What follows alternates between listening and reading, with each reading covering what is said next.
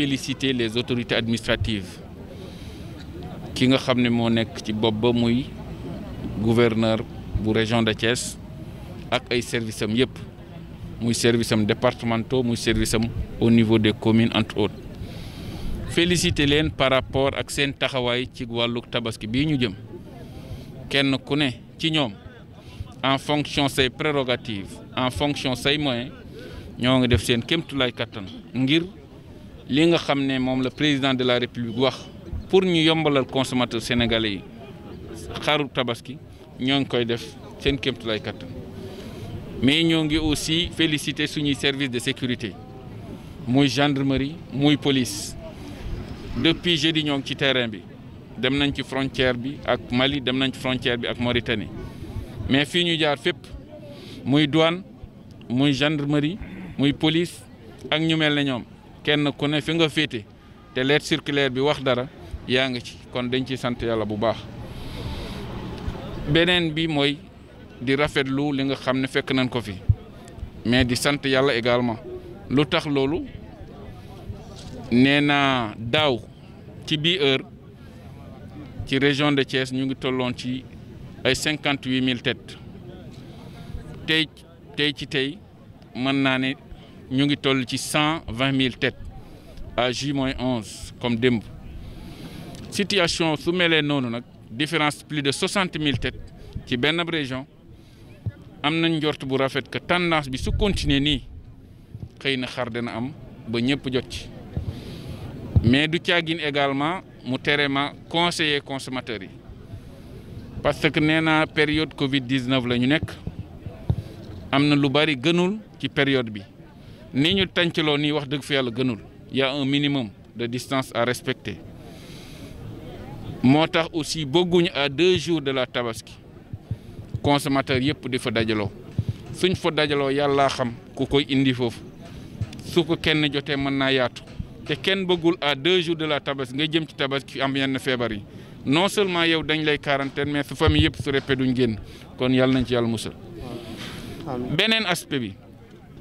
su nit jëndee xar par exemple à 1 semaine de la tabaski yàlla def ñun ñu constaté que ne ci marché bi kat nit ñi jënd nañ waaye xar dina manqué de boobaa dinañ am temps mën a waxtaan ak opérateur sénégalais yi mën a waxtaan ak opérateur malien yi mën a waxtaan ak opérateur mauritanien yi ak ku mën di doon koo xam ne ni il est dans les dispositions pour mu indi ay xar boobaa dina tax ñi nga xam ne amaguñu woon ñu mën a am waaye suñu bàyyee ba 2 jours de l'événement ñëpp dajaloo fa benn yàlla tere feebar bi mën naa law ñaar su xar manqué à 2 jours de l'événement su la nit waxee ne dinañ mën a dolli marché bi day wax pour mu neex nit ñi te nag yàlla def ñoo nattu ay doomu aadama lañ ay croyant lañu am na yoo xam ne bu guñ faa yegg si mooy wax ngir mu neex doomu aadama ñaanuñ ko yàlla donc loolu c'est pour jàppale askan wi la parce que ñun li ñuy def tey gëm nañ ne ñun ay surgay population bi lañu nous sommes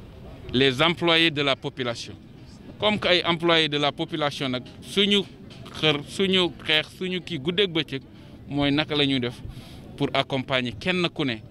ak loo mën di am nga mën a am xar leneen li nag ci wàllu prix yi dina jafe ñun ñu intervenir ci lu tax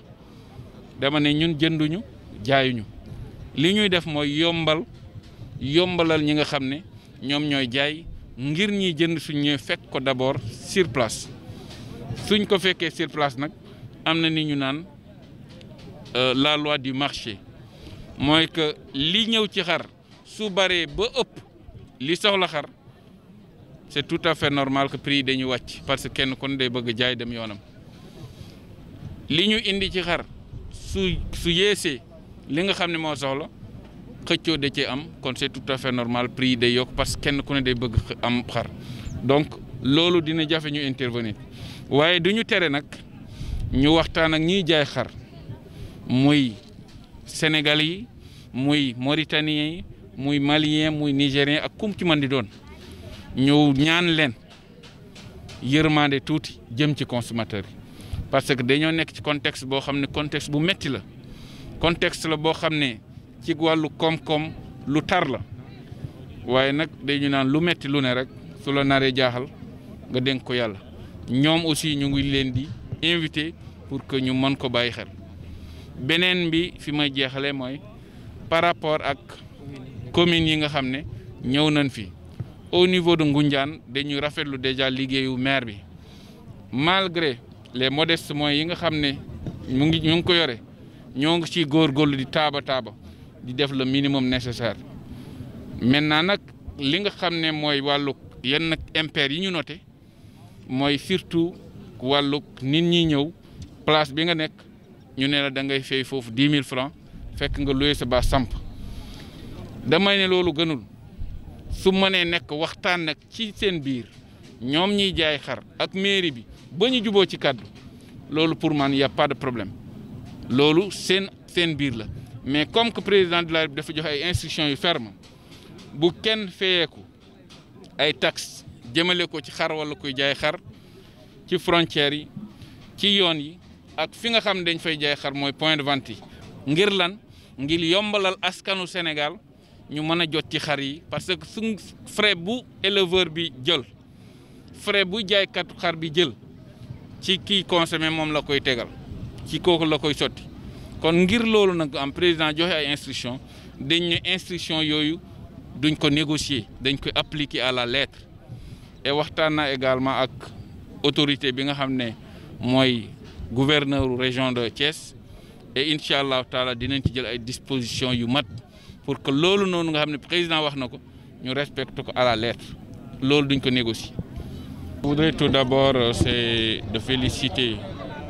les autorités administratives en tête madame le gouverneur de la région de Thiès,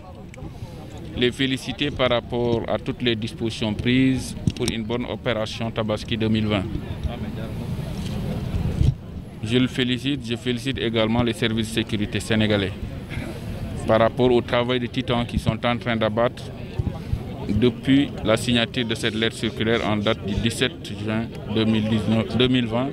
par son Excellence Monsieur le Président de la République. Ce que nous pouvons dire de cette visite, c'est d'abord mettre en exergue notre satisfaction totale. En ce sens que cette visite nous a permis de tâter le pouls, mais aussi de connaître l'effectif qui est disponible par rapport à l'année dernière à la même période. Si je prends au niveau régional, l'année dernière, on était à J-11 aux alentours de 53 000 têtes. Par contre, cette année, nous sommes à la même période, à J-11, à plus de 120 000 têtes. Donc, un surplus de 64 000 têtes. Ça, c'est quand même un record. Ce n'est pas pour autant aussi, quand même, de baisser les bras. On va continuer le travail. On va continuer à sensibiliser les éleveurs, les opérateurs, à ce que le marché sénégalais soit inondé pour que tous les consommateurs sénégalais puissent accéder aux moutons. Et au passage également, je voudrais quand même en profiter pour inviter les consommateurs qui peuvent le faire, qui ont quand même les conditions requises pour le faire, sur le plan financier, sur le plan organisationnel, à ce qu'il aille acheter le plus rapidement possible pour deux raisons principales. La première raison, nous sommes en période de pandémie Covid-19 et nous tous nous savons, les rassemblements de personnes comme nous l'avons fait font partie quand même des occasions, des moments qui participent à la propagation de cette maladie. À J-2 de la Tabaski, que beaucoup de Sénégalais se retrouvent au niveau des forails, ça pourrait quand même participer à élargir encore une fois de plus le cercle de cette maladie-là. Ce qu'on ne souhaiterait pas. C'est une raison principale. La seconde raison, c'est quoi? Les consommateurs, s'ils achètent à temps et qu'on se rend compte que sur le marché, il n'y a plus de moutons ou il n'y a plus de ruches, on peut se permettre, en fonction des relations que nous avons avec les grands opérateurs sénégalais comme étrangers, de leur demander d'aller et de renforcer le marché. Ceci est possible à une semaine de l'événement. Mais à 2 jours de l'événement, c'est quasi impossible. La première chose, c'est parce que les camionneurs eux-mêmes, la plupart du temps, ils rentrent chez eux pour fêter la fête avec leur famille. La seconde chose, c'est qu'un privé, un opérateur ne va jamais se permettre de prendre le risque à 2 jours de la Tabaski de dire qu'il va en Mauritanie, au Mali ou à l'intérieur du pays pour augmenter son cheptel. Donc ne serait-ce que pour ces 2 raisons, j'invite tout le monde, tous les consommateurs qui peuvent le faire, d'acheter leurs moutons à temps pour nous aider à les aider. Tout à l'heure, lors de ma visite au niveau des différents stands, au niveau du forail, j'ai eu quand même à noter quelques impairs, quelques biais, j'allais dire. Parce que, comme vous le savez, le président de la République, c'est lui-même qui a pris l'initiative, en tant que chef de l'État, en tant que père de tous les Sénégalais, de mettre en exergue des mesures de facilitation à l'endroit des opérateurs sénégalais, des opérateurs étrangers, pour le bonheur des consommateurs. Et par rapport à ça, il a signé la lettre circulaire en date du 17 juin 2020 pour proscrire tout acte allant dans le sens de percevoir des taxes au niveau des frontières, au niveau des points de vente communaux, au niveau des axes routiers. Et si on voit ou on vient dans un environnement ou dans une zone quelconque et qu'on note quand même des impairs par rapport à ça, on ne peut qu'attirer l'attention des auteurs. Et par rapport à ça, on a demandé à la collectivité territoriale de faire de son mieux, comme elle l'a toujours fait d'ailleurs. Parce que j'en profite aussi pour féliciter le maire de la commune qui abat un travail exceptionnel pour l'intérêt de sa collectivité, pour l'intérêt de la population. Mais dans de pareilles occasions, il est proscrit tout ce qui est taxe, tout ce qui est impôt, tout ce qui est activité allant dans le sens de mettre les éleveurs ou de mettre les opérateurs dans des postures parfois inconfortables. D'autant plus que l'État du Sénégal a déjà quand même donné des engagements fermes aux pays voisins, mais aussi aux nationaux, en leur disant qu'il est quasiment interdit de taxer les éleveurs de quelque manière que ce soit. Donc ne serait-ce que pour ça, c'est un impératif quand même de respecter ces instructions et Inch'Allah Ta'ala, elles seront respectées. Du forail, selon les informations que je viens de recevoir de mes services, nous sommes à J-11 à plus de 10 000 têtes. Astaghfirullah, 17 000 têtes. Contre un effectif de 16 000 l'année dernière, donc il faut se dire, il y a quand même un surplus de plus de 1000 têtes. Et par rapport à ça, on prie que cette tendance continue jusqu'à la veille de la Tabaski. Si tel est le cas, ça va quand même nous rassurer et ça va quand même vraiment participer au bon approvisionnement du marché sénégalais.